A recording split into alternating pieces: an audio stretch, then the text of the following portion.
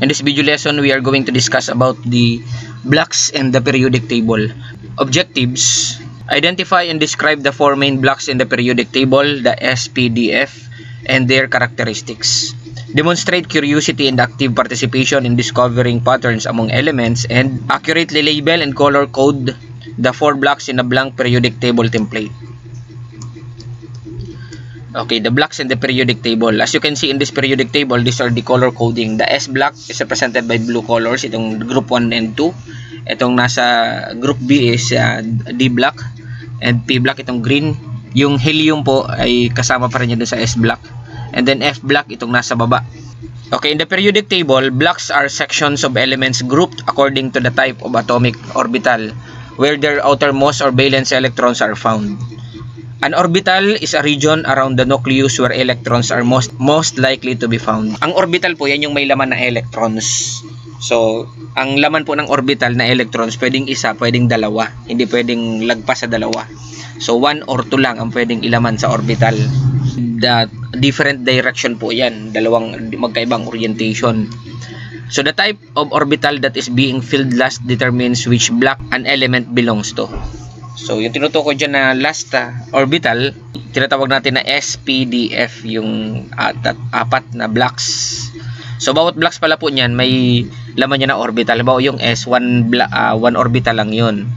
Yung P is 3, yung D is 5, and F is 7. Why are blocks important? They help scientists predict chemical properties of elements. Elements in the same block often have similar reactivity and bonding behavior. Blocks show the electron configuration patterns of the periodic table.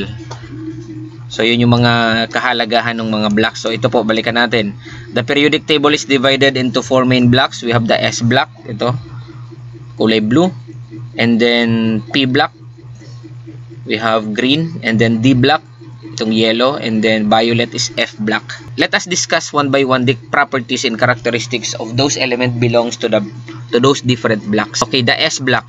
Location, groups 1 and 2 plus hydrogen and helium. So, 1 and 2, yung helium po kasama sa S block.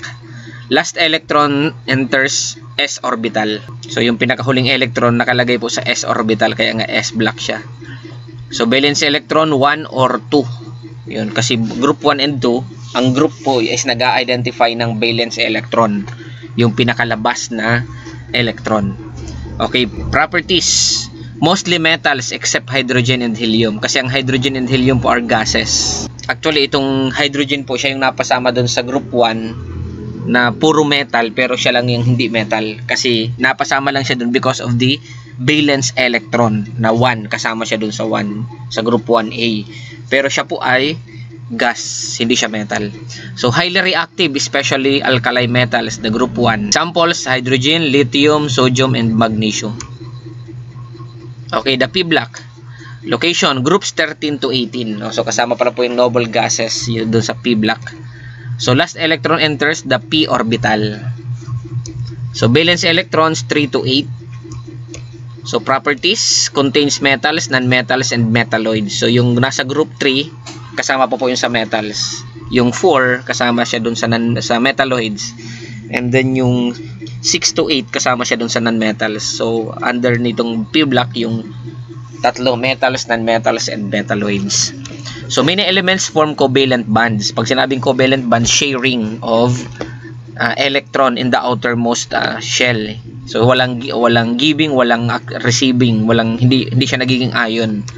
So, examples, carbon, nitrogen, oxygen, fluorine, and neon. Okay, the D block. Location, groups 3 to 12. The transition metal, yung nasa gitna po. Ang ibang tawag dyan dati is group B.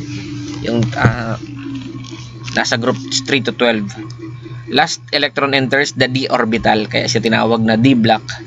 Valence electrons vary often 1 to 2 in the outermost shell, but can involve D electrons in bonding. Kapag ang involved na doon sa valence electron, yung pinaka last energy level niya is D.